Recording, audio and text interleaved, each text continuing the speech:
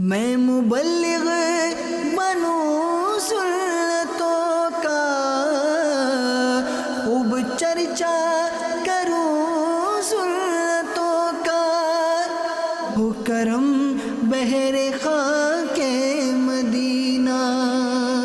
الحمدللہ رب العالمین والصلاة والسلام علی سید المرسلین، اما بعد فاعوذ باللہ من الشیطان الرجیم، بسم اللہ الرحمن الرحیم۔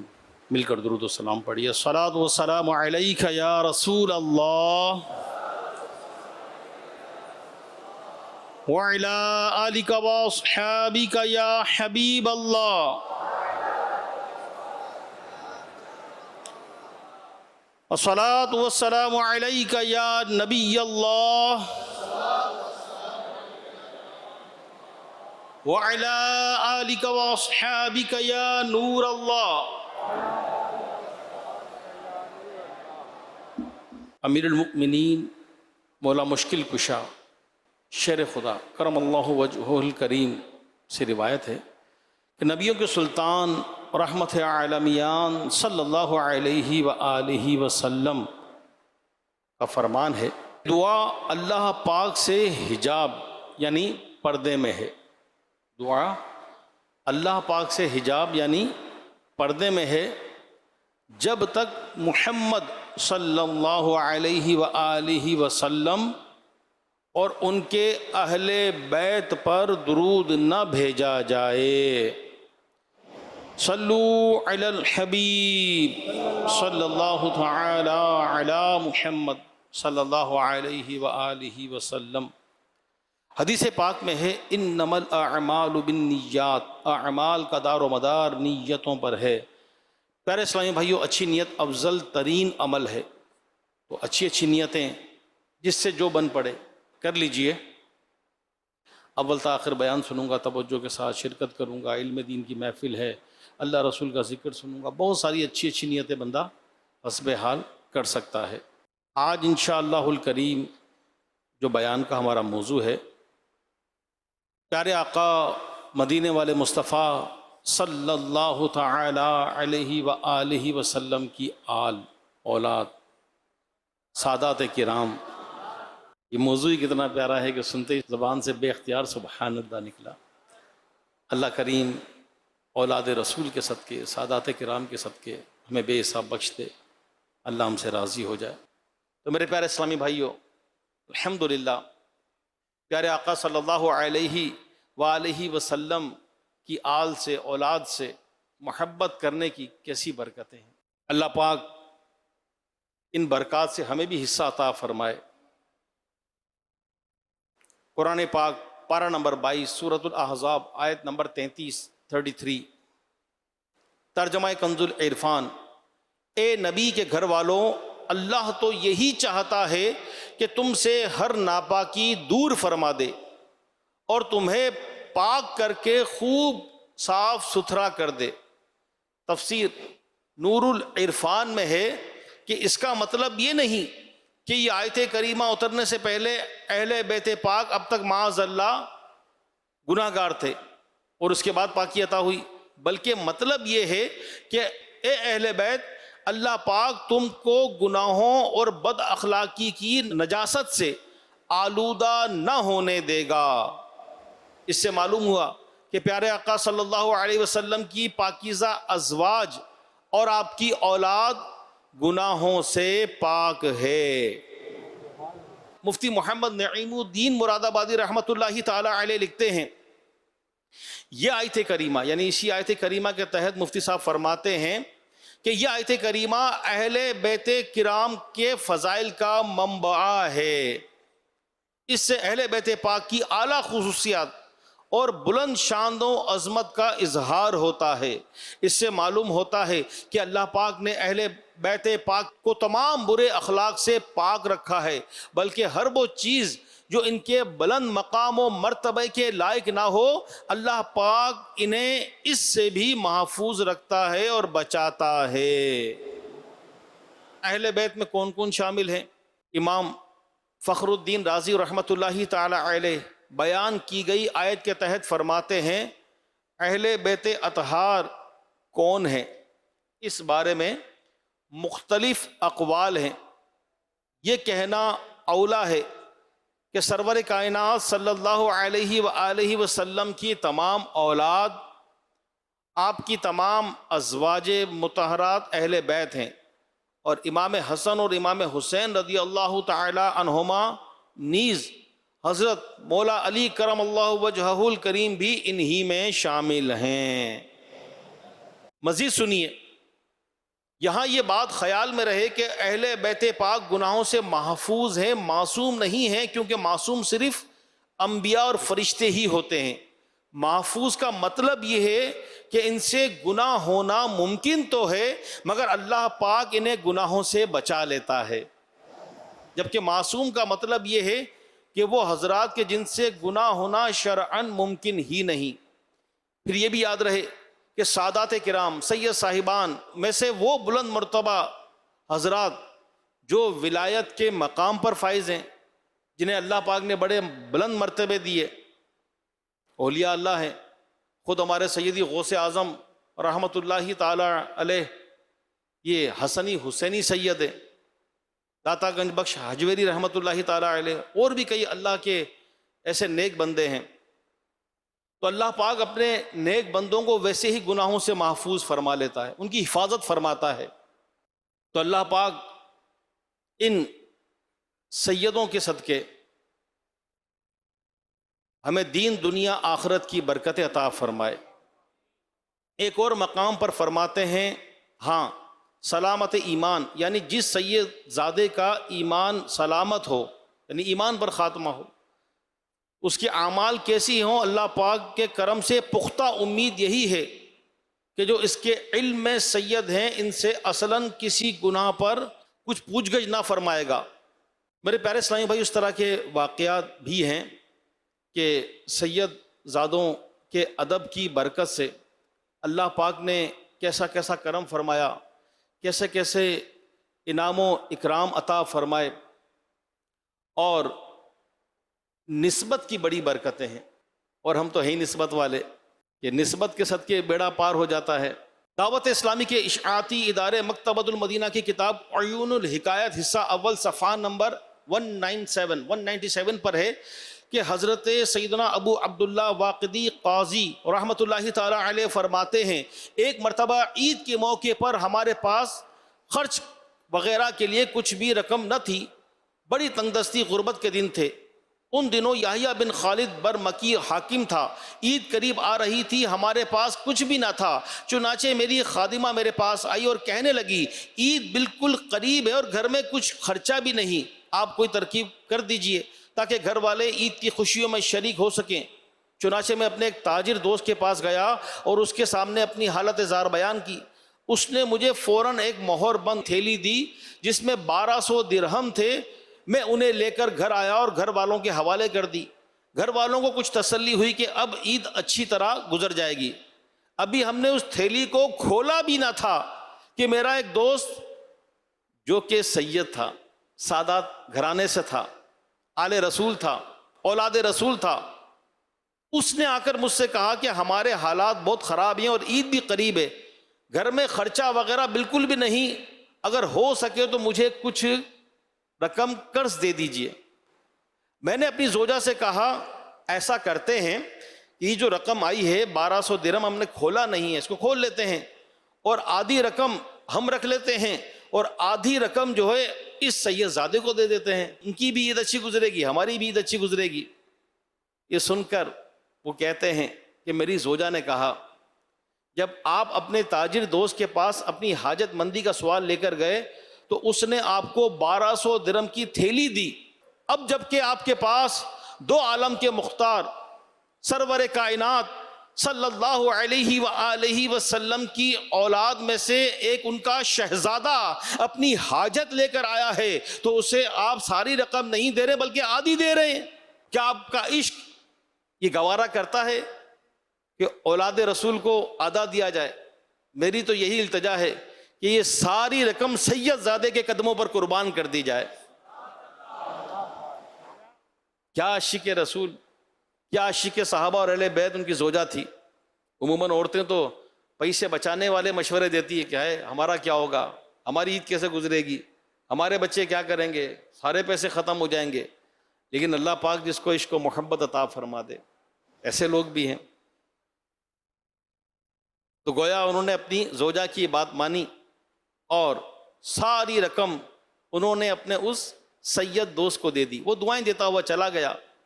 وہ سید زادہ جیسے ہی اپنے گھر پہنچا تو اب اللہ کا کرنا ایسا ہوا، ان سید زادے کے پاس وہی دوست کہ جنہوں نے 1200 درہم دیے تھے اب وہ خالی ہو گئے. وہ اپنی حاجت لے کے ان سید صاحب کے پاس آئے اور ان سے اپنی ضرورت بیان کی.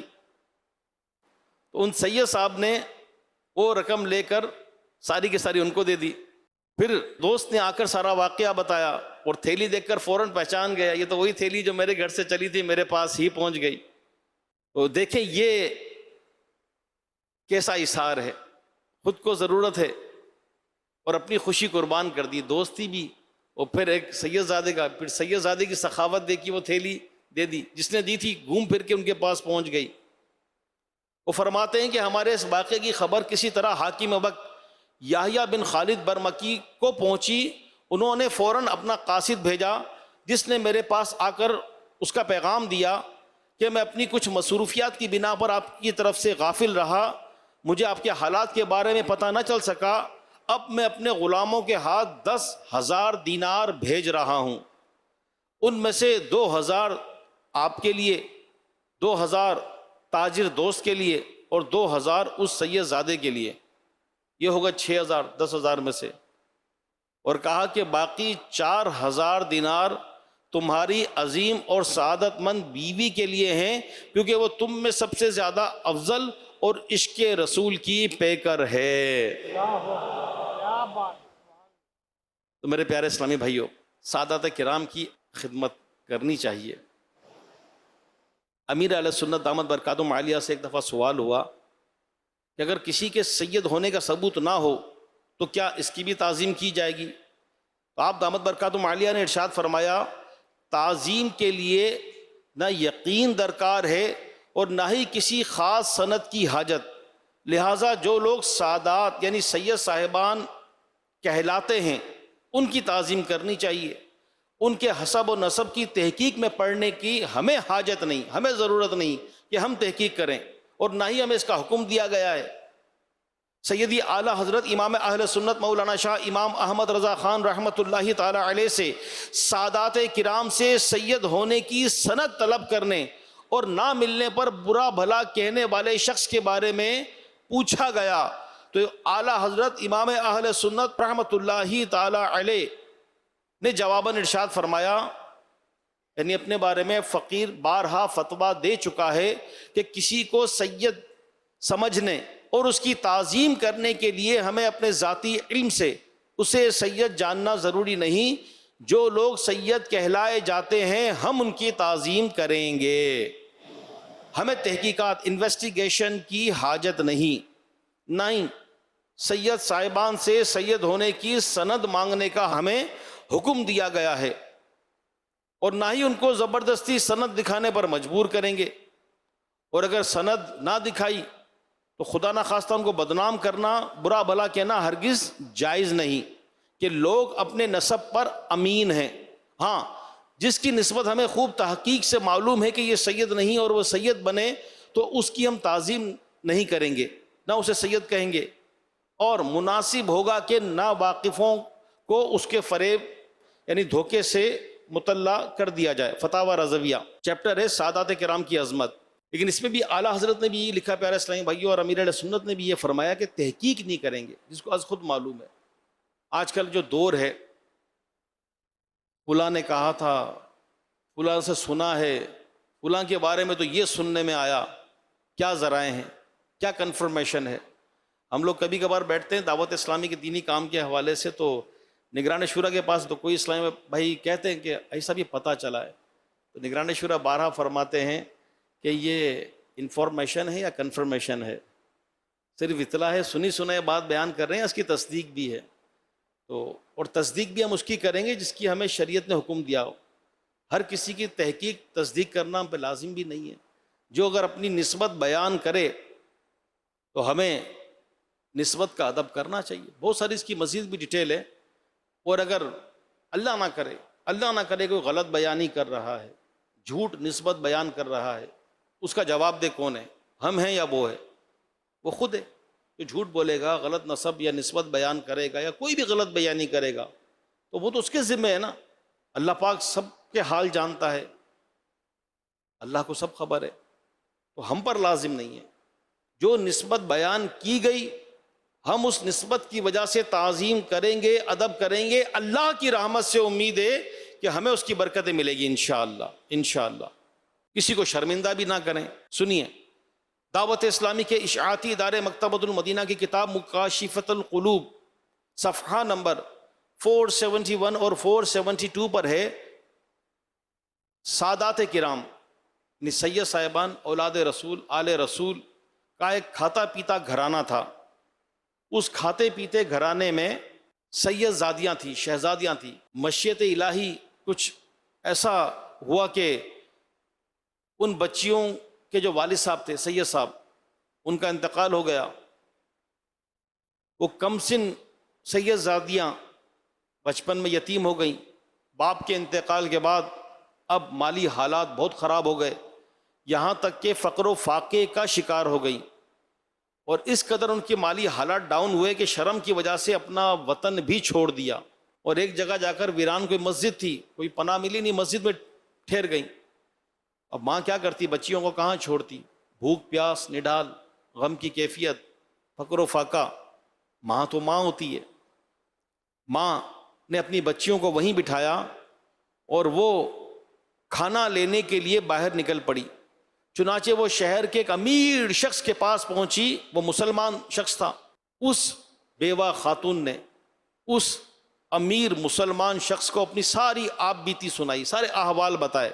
لیکن اس پر بھی کیا کیفیت طاری تھی یا کیا اس کی سوچ تھی کہ ساری کیفیت سننے کے بعد وہ امیر شخص نہ مانا. اور کیا کہتا ہے, کہنے لگا کہ تم ایسے گواہ لاؤ جو تمہارے بیان کی تصدیق کریں, جب میں تمہاری مدد کروں گا. یہ عورت یہ کہہ کر وہاں سے چل دی کہ میں غریب الوطن بیوہ ہوں, گواہ کہاں سے لاؤں. پھر وہی خاتون ایک غیر مسلم کے یہاں پہنچی اور اسے اپنی کہانی سنائی. چنانچہ اس غیر مسلم نے اس کی باتوں کو صحیح سمجھ کر اپنے یہاں کی ایک عورت کو بھیجا کہ جاؤ اس کی بیٹیوں کو جہاں ہے میرے گھر لے آؤ. اس شخص نے ان کی عزت و احترام میں کوئی کمی نہ رکھی, ان کا ادب کیا, عزت کی, احترام کیا, کھلایا پلایا, ان کو پناہ دی. جب آدھی رات گزر گئی تو اس مسلمان امیر نے خواب میں دیکھا کہ قیامت قائم ہو گئی ہے اور نبی کریم رؤوف الرحیم شافع روز محشر صلی اللہ علیہ وآلہ وسلم اپنے سر مبارک پر حمد کا جھنڈا باندھے ہوئے تشریف لا رہے ہیں. اور ایک عظیم الشان محل کے قریب پیارے آقا صلی اللہ علیہ وآلہ وسلم کھڑے ہو گئے. اس امیر شخص نے آگے بڑھ کر پوچھا, یا رسول اللہ صلی اللہ علیہ وآلہ وسلم, میرے آقا یہ محل کس کا ہے؟ تو آقا کریم علیہ الصلوۃ والسلام نے ارشاد فرمایا, ایک مسلمان مرد کے لیے ہے. تو وہ امیر شخص جس نے سید زادی کی مدد نہیں کی تھی, اس بیوہ خاتون کی مدد نہیں کی تھی, گواہ مانگا تھا کہ کوئی تصدیق کرے, اب وہاں وہ کیا عرض کرتا ہے پیارے آقا کی بارگاہ میں؟ عرض کرتا ہے کہ یا رسول اللہ صلی اللہ علیہ وسلم, میں مسلمان ہوں, ایک خدا کو ماننے والا ہوں. تو آقا کریم علیہ الصلوۃ والسلام نے یہ سن کر فرمایا کہ تم مسلمان ہو, اس بات کے گواہ لاؤ کہ تم واقعی مسلمان ہو. یہ سن کر بہت پریشان ہوا. پھر پیارے آقا صلی اللہ علیہ وآلہ وسلم نے اسے اس سیدہ عورت کی بات یاد دلائی کہ جب اس نے اپنی آپ بیتی کہی, اپنی فریاد سنائی, اپنے دکھ اور تکالیف بتائی, تو اس امیر شخص نے, مسلمان نے, اس سے گواہ مانگے تھے, تصدیق مانگی تھی. یہ سنتے ہی اس امیر شخص کو غموں نے آ گھیرا اور اب جیسے ہی آنکھ کھلی پریشان ہو گیا کہ آقا تو ناراض ہو گئے, یہ جنتی محل میرے ہاتھ سے نکل گیا. اب وہ سیدہ عورت کو تلاش کرنے نکلا کہ میں جاؤں اور اس کو لوں. تلاش کرتے کرتے کرتے اسے پتا چلا کہ ان سید زادی بچیوں کو، سید زادیوں کو اس غیر مسلم شخص کا جو گھر تھا اس نے پناہ دی ہوئی ہے۔ وہ وہاں پہنچ گیا اور اس غیر مسلم سے جا کر کہنے لگا، جو غیر مسلم تھا پہلے، کہ میں مسلمان ہوں اور ان بچیوں کو مجھے دے دو، مگر اس نے انکار کیا اور بولا کہ میں نے تو ان کی وجہ سے بڑی برکتیں پائی ہیں۔ اس امیر شخص نے کہا کہ مجھ سے 1000 دینار لے لو اور انہیں میرے سپرد کر دو۔ اس نے پھر انکار کیا۔ تب اس امیر کے دل میں، یعنی اس سے سید زادی کو تنگ کرنے کا خیال آیا، اور وہ غیر مسلم اس کی بری نیت دیکھ کر بولا، جنہیں تم لینے آئے ہو میں ان کا تم سے زیادہ حقدار ہوں۔ اب وہ کیا کہتا ہے؟ وہ کہتا ہے، اور تو نے خواب میں جو محل دیکھا ہے وہ محل میرے لیے ہی بنایا گیا ہے۔ کیا تجھے اپنے مسلمان ہونے پر فخر ہے؟ خدا کی قسم میں اور میرے گھر والے اس وقت تک نہیں سوئے جب تک ہم سب اس سیدہ خاتون کے ہاتھ پر مسلمان نہیں ہوئے۔ میں نے بھی تیری طرح خواب میں رسول اللہ صلی اللہ علیہ وسلم کی زیارت کی، اور آپ صلی اللہ علیہ وسلم نے مجھ سے فرمایا، کیا سید زادی اور اس کی بیٹیاں تیرے پاس ہیں؟ میں نے عرض کی، جی ہاں یا رسول اللہ صلی اللہ علیہ وسلم۔ تو آقا کریم علیہ السلام نے فرمایا کہ یہ محل تیرے اور تیرے گھر والوں کے لیے ہے۔ وہ مسلمان امیر شخص یہ بات سنتے ہی واپس لوٹ گیا۔ اللہ بہتر جانتا ہے وہ کس مایوسی کے ساتھ واپس ہوا ہوگا۔ میرے سب عزیز چھوٹے، میرے دوست بھی گو روٹھیں، شاہ تم نہ روٹھ جانا مدنی مدینے والے۔ میں اگرچہ ہوں کمینہ تیرا ہوں شہ مدینہ، مجھے قدموں سے لگانا مدنی مدینے والے۔ میرے پیارے اسلامی بھائیوں، ہم نے سنا کہ وہ امیر شخص مسلمان ہونے کے باوجود سادات کرام کی بے ادبی اور پروف تصدیق کی وجہ سے کیسا محروم رہ گیا، اور اللہ کریم نے سید زادیوں کے ادب کی برکت سے ایک غیر مسلم کو دولت ایمان کی سعادت عطا فرمائی۔ کہتے ہیں نا کہ با ادب با نصیب، بے ادب بے نصیب۔ بلا شبہ یہ ایک روشن حقیقت ہے کہ جس سے عشق ہوتا ہے اس سے نسبت رکھنے والی ہر چیز محبوب ہو جاتی ہے۔ مثلا محبوب کا گھر، اس کے در و دیوار، محبوب کے گلی کوچوں، اس کی آل اولاد وغیرہ سب سے عقیدت اور محبت کا تعلق قائم ہو جاتا ہے۔ پھر ذرا سوچئے، جو عشق نبی میں گم ہو اور آقا صلی اللہ علیہ وآلہ وسلم کی آل اور اہل بیت سے محبت کیوں نہ رکھے گا، بلکہ ان حضرات سے محبت رکھنے کا مطالبہ تو قرآن کریم بھی ہم سے فرما رہا ہے۔ چنانچہ پارہ نمبر 25 سورۃ الشورى آیت نمبر 23 ترجمہ کنز الایمان، تم فرماؤ میں اس پر تم سے کچھ اجرت نہیں مانگتا مگر قرابت کی محبت۔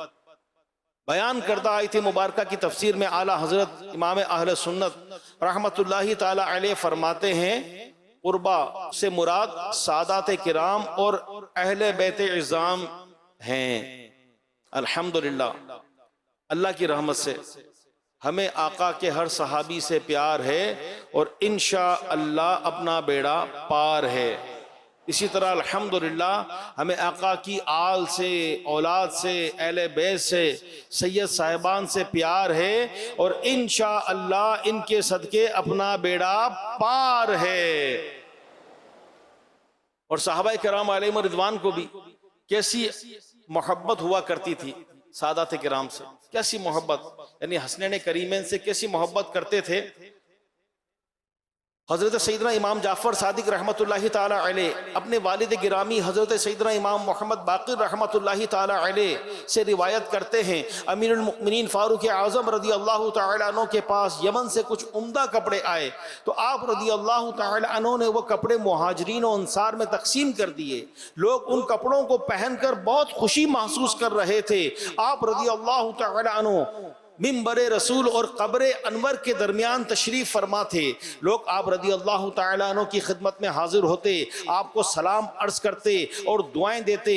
اچانک آپ کی سامنے شہزادی کونین رضی اللہ تعالیٰ عنہ کے کاشانہ اقدس سے نظر پڑی تو حسنین کریمین رضی اللہ تعالیٰ عنہما باہر تشریف لا رہے تھے. اس وقت ان کے جسموں پر ظاہری طور پر ان عمدہ کپڑوں میں سے کوئی عمدہ بیش قیمت کوئی کپڑا ایسا نہ تھا. یہ دیکھا تو آپ ایک دم رنجیدہ ہو گئے کہ میں لوگوں کو بانٹ رہا ہوں اور یہ حسنین کریمین ان کے پاس ہی نہیں. ایک دم اس کو کہتے ہیں نا کہ موڈ آف ہو جائے. آپ کے تیور تبدیل ہو گئے اور آپ نے جلال میں آ کر ارشاد فرمایا اللہ پاک کی قسم میں نے تم لوگوں کو جو قیمتی کپڑے پہنائے ہیں انہیں دیکھ کر مجھے ذرہ برابر بھی خوشی نہیں ہوئی. یہ سن کر سب لوگ حیران اور پریشان ہو گئے اور عرض کرنے لگے حضور ایسی کیا بات ہو گئی جو یہ آپ ارشاد فرما رہے ہیں، حالانکہ یہ تمام کپڑے تو آپ ہی نے خود عطا فرمائے ہیں. تو ارشاد فرمایا یہ بات میں ان دونوں شہزادوں کی وجہ سے کہہ رہا ہوں جو لوگوں کے درمیان اس حالت میں چل رہے ہیں کہ ان دونوں نے ان قیمتی کپڑوں میں سے کوئی کپڑا بھی نہیں پہنا ہوا ہے. راوی کہتے ہیں آپ نے فوراً حاکم یمن کو خط لکھا کہ جلد سے جلد ان دونوں شہزادوں کے لیے 2 بہترین اور قیمتی لباس تیار کروا کر بھیجے جائیں. حاکم یمن نے فوراً حکم کی تعمیل کی اور پھر 2 لباس تیار کروا کر بھیج دیے. جب وہ لباس حسنین کریمین نے پہنے تو پھر آپ نے خوش ہو کر ارشاد فرمایا اللہ پاک کی قسم جب تک ان دونوں شہزادوں نے نئے کپڑے نہیں پہنے تھے مجھے دوسروں کے پہننے کی کوئی خوشی نہ تھی. ایک اور روایت میں یوں ہے کہ حسنین کریمین کو کپڑا پہنا کر آپ رضی اللہ تعالیٰ عنہ نے ارشاد فرمایا اب میں خوش ہو گیا ہوں. میرے پیارے اسلامی بھائیوں باتیں تو بے شمار ہیں، سلیکٹڈ ٹائم ہوتا ہے، بیان کو اینڈ کی طرف بھی لانا ہے. یہ الحمدللہ کتابی باتیں تو ہم سنتے ہیں، واقعات بھی سنتے ہیں. سیدی اعلیٰ حضرت امام اہل سنت مولانا شاہ امام احمد رضا خان رحمۃ اللہ تعالیٰ علیہ کی بھی سیدوں سے محبت کے بہت سارے واقعات ہیں، ہم نے سنے ہوں گے. کیسی محبت؟ وہی والی بات کہ جس سے محبت ہوتی ہے اس کی ہر چیز سے محبت ہو جاتی ہے. تو نبی کریم صلی اللہ علیہ وآلہ وسلم سے جتنی زیادہ محبت ہوگی ان سے نسبت رکھنے والی ہر چیز سے محبت ہو جائے گی. اور سید تو ہیں اولاد رسول، آل رسول، کیا بات اس نسبت کی.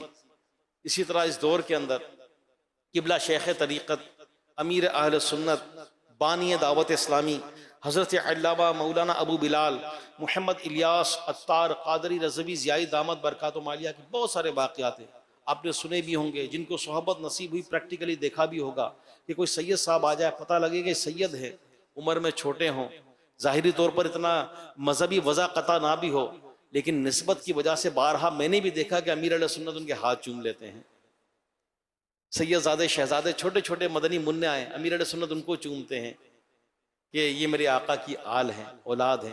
کوئی چیز تقسیم کرتے ہیں تو سید کو ڈبل دیتے ہیں کہ یہ اولاد رسول ہے. ادب کی وجہ سے بارہا دیکھا گیا کہ ان کی طرف قدم نہیں کرتے. امیر اہل سنت دامت برکات و مالیہ اپنے نئے گھر پر شفٹ ہوئے. ایک محفل تو پہلے ہو گئی تھی کوئی نسبت والے دن میں، لیکن رہائش اختیار نہیں کی تھی.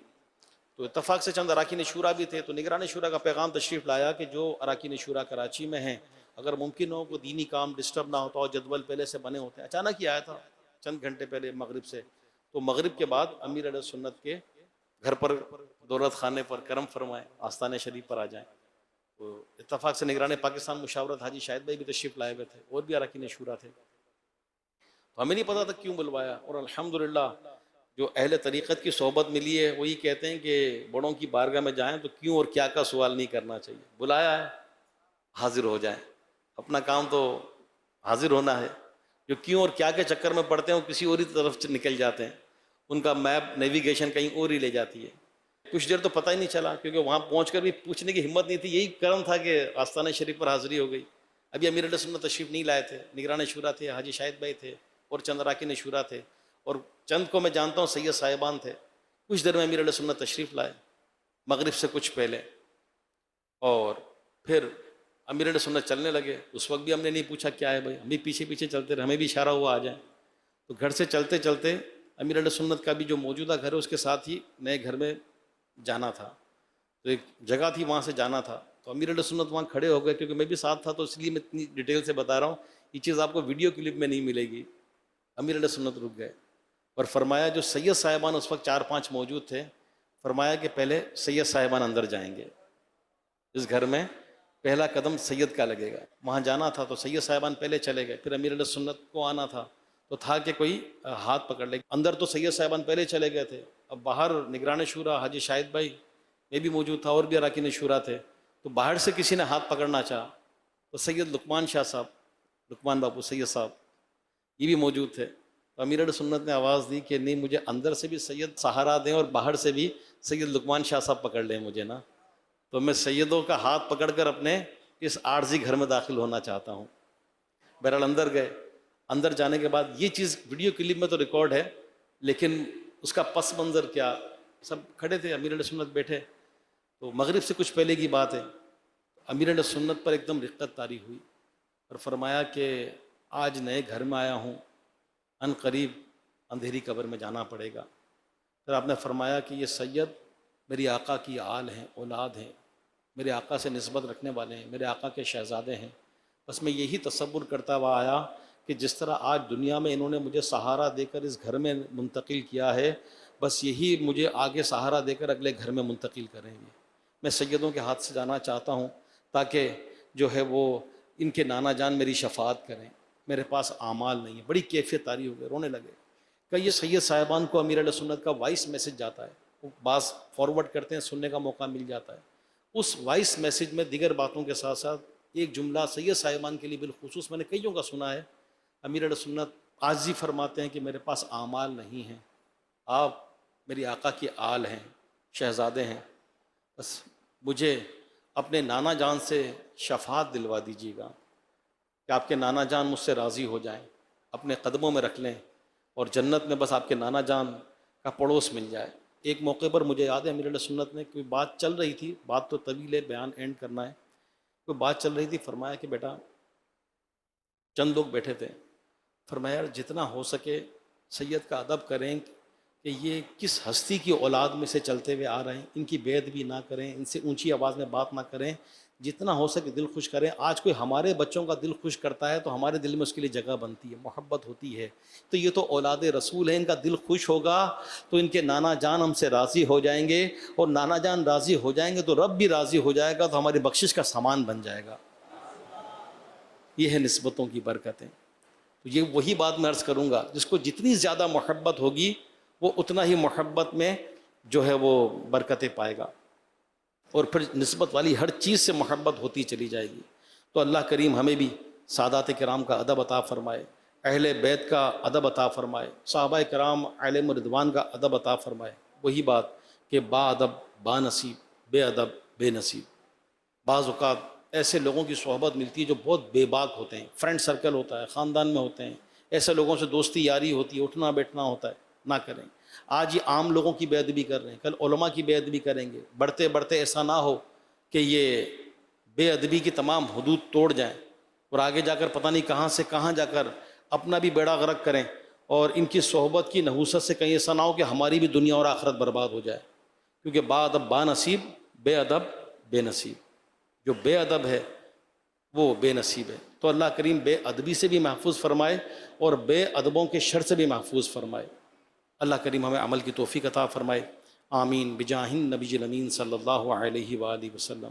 میں مبلغ بنوں سنتوں کا، خوب چرچا کروں سنتوں کا، ہو کرم بہر خاک